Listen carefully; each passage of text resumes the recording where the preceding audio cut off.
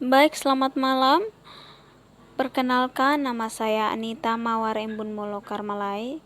Saya semester 7 dengan NIM 1703030022. Saya mahasiswa jurusan Sosiologi, Fakultas Ilmu Sosial Ilmu Politik, Universitas Nusa Cendana. Pada kesempatan kali ini, dalam memenuhi tugas sosiologi terapan yang ke-8, saya akan membahas sebuah buku yang berjudul Yang Baru Renaissance.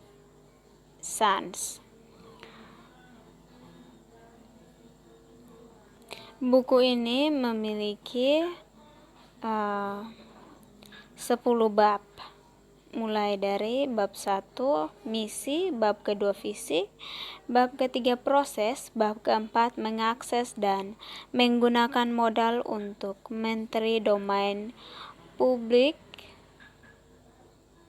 terdigitalkan, bab kelima digitalisasi dan aksesibilitas online materi dalam hak cipta, bab keenam Europeana, bab ketujuh keberlanjutan Eropa, warisan budaya online, bab ke-8 digitalisasi pandangan dan Europeana, biaya dan peluang, bab ke-9 kemitraan publik swasta untuk digitalisasi dan peluang, tantangan dan jebakan, kemudian bab 10 kesimpulan. Jadi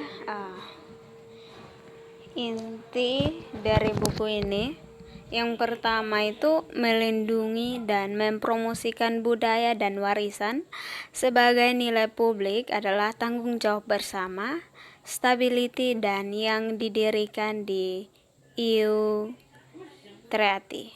Ini berarti memperjuangkan keanekaragaman budaya kita dan membawa warisan bersama kita ke depan, menjembatani tradisi dan modernitas,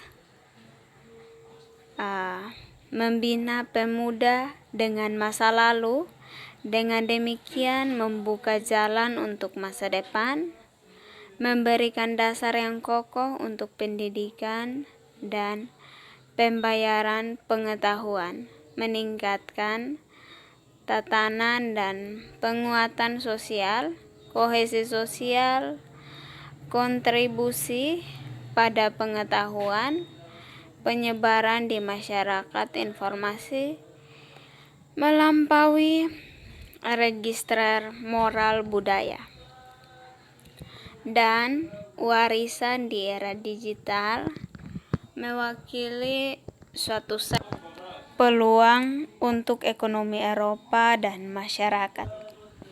Digitalisasi tergantung pada teknologi kemajuan logis, tetapi pada gilirannya mungkin juga memacu inovasi dan kreativitas. Itu bisa berkontribusi untuk penciptaan lapangan kerja, pertumbuhan dan pengembangan bisnis, operasi di sektor yang terkait dengan teknologi, budaya masa depan, kreativitas dan inovasi. Menyelamatkan dimensi ekonomi dari digitalisasi, warisan budaya kita tidak merusak dimensi simbolis, melainkan membantu kita memanfaatkan kekayaan luar biasa yang kami miliki ada di tangan kita, yang terlalu sering ditinggalkan, belum dimanfaatkan. Warisan budaya kita dapat memperkuat daya saing Eropa pada era tersebut, revolusi digital dan globalisasi. Model bisnis inovatif, investasi cerdas, kolaborasi antara sektor, publik swasta, budaya bisnis, kreatif, teknologi, kebijakan yang disesuaikan dengan kebutuhan pemangku kepentingan, misalnya lembaga budaya, TOR, mitra swasta, masyarakat umum, bisa membantu mengatasi transisi ke era digital di cara yang dinamis dan berwawasan ke depan. Waktu sangat penting. Persaingan global keras dan Eropa berisiko kehilangan peluang terbatas yang ditawarkan oleh pergeseran digital. Pikiran terakhir. Refleksi kami fokus pada konservasi dan penilaian atas warisan kita usai, tetapi tidak hanya melihat masa lalu. Oleh menghormati warisan kami mempersiapkan diri subur tanah untuk pertumbuhan di masa depan.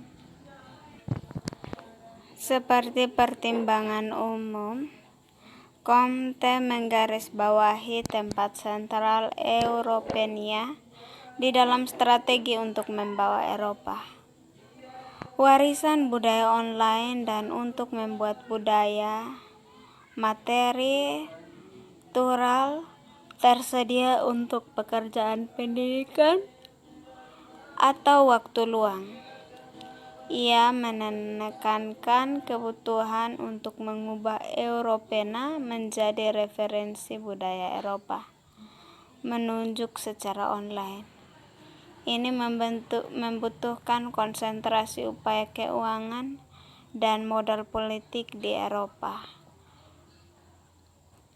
Dan di tingkat nasional untuk development situs, tidak ada proses paralel, proyek atau infrastruktur harus didanai di tingkat Eropa. Comte menegaskan orientasi Europena sebagai proyek publik yang memberikan akses ke berbagai konten terpercaya dari berbagai jenis lembaga budaya. Situs itu tidak dipahami sebagai pesaing digitalisasi proyek di sektor swasta. Namun perkembangan Europena harus berevaluasi dengan latar belakang pengembangan dari penawaran pribadi berdasarkan digitalisasi menteri dari lembaga budaya di seluruh dunia.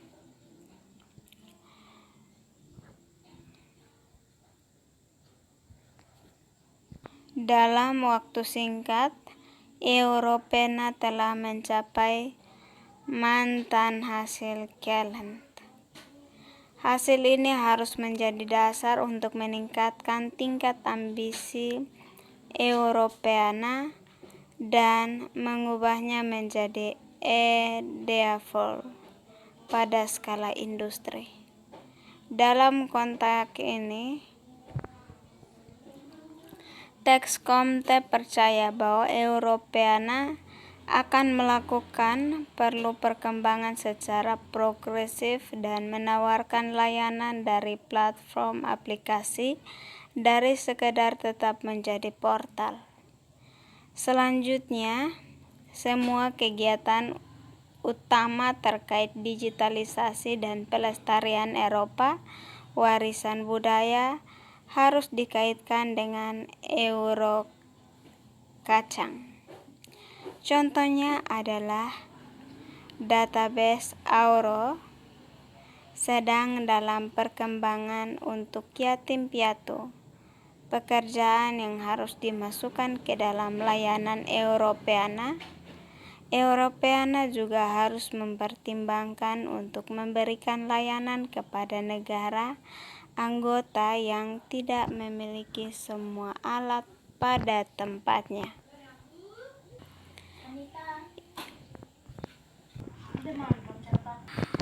Baik, demikian video saya. Terima kasih.